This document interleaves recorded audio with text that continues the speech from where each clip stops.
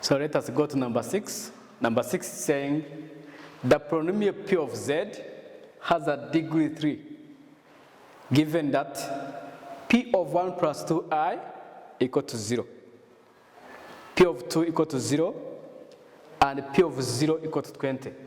So write P of Z in the form of this one, in the form of AZ power 3 plus BZ squared plus CZ plus D, meaning that our P of Z must be equal to AZ power 3 plus BZ squared plus CZ plus D. But we are given P of 1 plus 2i equal to 0. That is to say, this is a root. It means that Z1 equal to 1 plus 2i. So what will be Z2? You know that when you are given one root of the polynomial, another root is the conjugate, which is 1 minus 2i. So, meaning that we have a quadratic equation which is z squared minus sz plus p. Because we have 2z, we are going to find sum. This is sum and this product. Sum is z1 plus z2, which is, what is z1? 1 plus 2i plus 1 minus 2i. So when we add, we get sum equal to 2. So this is sum equal to 2. So after getting sum, what will be product? Our product is z1 times z2, which is 1 plus 2i into bracket 1 minus 2i. We just expand that one. When you expand this, it becomes 1 minus 4i squared. You know that when you have a plus b, a minus b, the answer is a squared minus b squared, b squared. So that is a squared, a is 1, then minus 2i squared, which is 4i squared. So our p now is, I squared is negative 1. Negative 1 with minus, that is 5. So our p is 5. So now, our quadratic equation is z squared minus 2z plus 5. After getting this quadratic equation, what is the next step? Remember, we have a third degree polynomial. If we have a third degree polynomial, our z, our p of z, it will be equal to z squared minus 2z plus 5 into bracket. We are remaining with our first degree, so that become what? Third degree, which is like mz plus n. I'm adding this because when you take z squared times z, that's z power 3 as our given polynomial. So now p of z will be equal to z squared minus 2z plus 5 into bracket mz plus n. Remember, we have given that p of 2 equal to 0. P of 2 equal to what? To 0. So now, if p of 2 equal to 0, if p of 2 equal to 0, what is p of 2? It means that z equal to what? Our z equal to 2. So that is 2 squared minus 2 into bracket 2 plus 5, then into bracket m into bracket 2 plus n. Then the answer is equal to 0. So now this is 4. 4 minus 4 is 0. We remain with 5 into bracket 2m plus n equal to 0. We can divide by 5 both sides. So which is 2m plus n equal to 0. So this is the first equation. So now, and also we have that p of 0 equal to 20. P of 0 equal to 20. If p of 0 equal to 20, then you come here. This will be 0, 0. We remain with 5 here. This will be 0 plus n. It will be 5n equal to 20, which implies that our n is 4. If our n is 4, So it will help us to get the value of m. Then after getting n equal to 4, let us come back here. We get 2m plus 4 equal to 0. So 2m equal to -4. Our m is -2. So this is the value of m, which is -2. So then our P of z is z squared minus 2z plus 5 into bracket m, which is -2z plus 4. We just expand. As we're expanding, z squared times -2z, so P of z will be equal to -2z power 3. Then z squared times 4, that is 4z squared.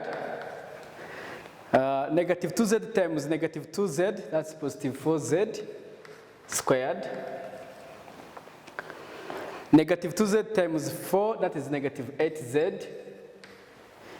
5 times, that's -10z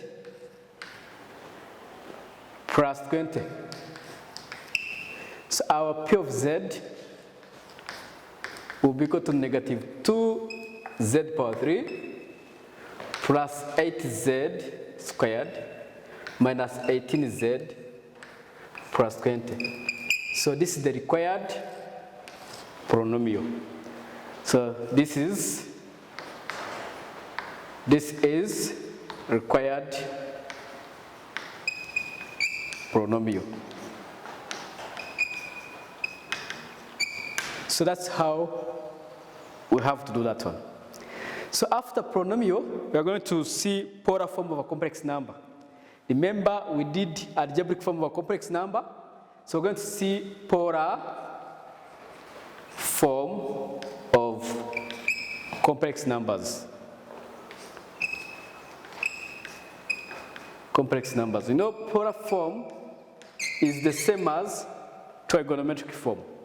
How can we express algebraic form into polar form?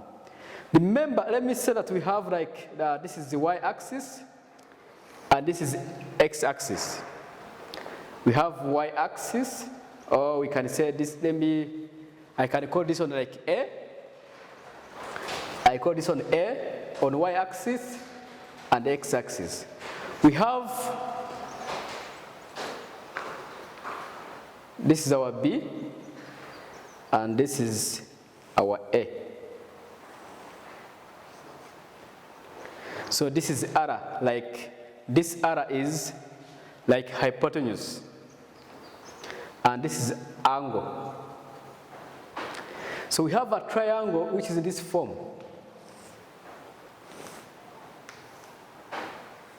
From here, where this is R, where this is A,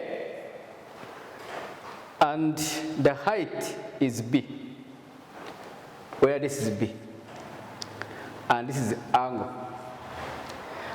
Remember that an angle is the, how do we get an angle? Is the opposite of adjacent, which is B over A. So our angle is tan inverse of B over A. Tan inverse. So this angle, it is called argument. Argument of Z of any complex number. So the argument of Z is angle, that's how we call it. Its notation is that angle. So now from there, we have seen that to get that angle, we find tan inverse of B over A. B is the opposite and A is adjacent. But remember when you have, remember that hypotenuse squared is equal to base squared plus height squared.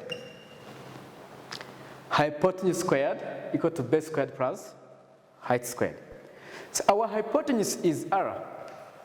R squared equal to base, our base is A, plus b squared. So now our r is the square root of a squared plus b squared. And this r is their modulus.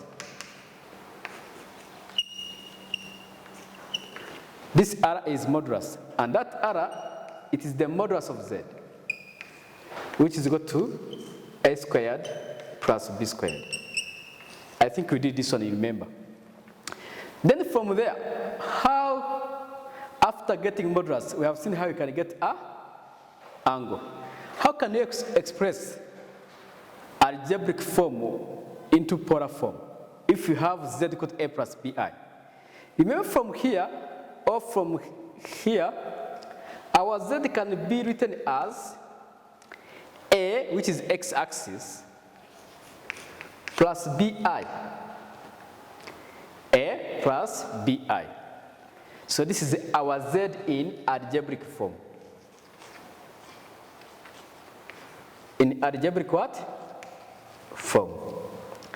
So then, after in this form of algebraic form, how can I express it in polar form? So we have it here. You know, if cos angle and sine angle, you know that sine angle equal to opposite over hypotenuse. So sine angle will be equal to, what is our opposite? It is b over hypotenuse. Our hypotenuse is r. So now, what is b? This implies that b equal to r sine angle. If sine angle is opposite over hypotenuse, so our sine angle will be over r, where b equal to r sine angle. So the same applies to cos. Let us try to see cos angle.